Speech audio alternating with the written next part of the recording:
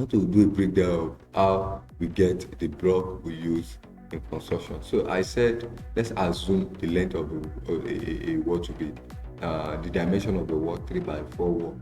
Now, how do we get the number of blocks we need for the wall? Now, let's say we have a 3 by 4 wall. Now, how do we get the number of blocks? So what we just do is 3 by 4. 3 multiplied by 4, that is 12 meters square, right? 12 meters square. Then how do you know the number of blocks you need on that 12 meters square? After this calculation, you are going to get the number of blocks, but now I won't say it. Now, number of blocks, if you want to get the number of blocks, it is the length of the wall multiplied by the height of the wall, which is what I just said, 4 by 3. In your mind, you can just have it 4 by 3. Then divide by the length of the block multiplied by the height of a block. Now, different countries have different sizes of block.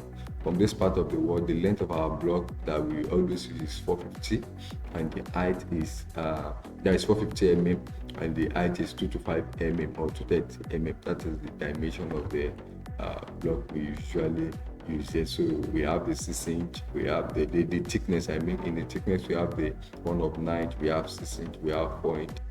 So let's now assume that, okay, I will not be using that of the 4 by 3. Then let me come down to something that is very simpler.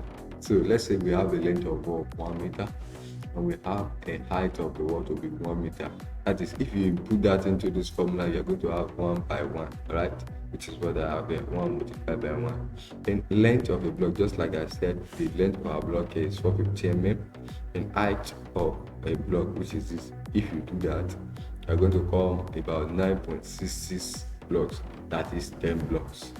That 1 multiplied by 1 is 1 square meter. Now, meaning that if you are going for a 1 square meter of block wall, then the block you'll be needing for that job is 10 blocks.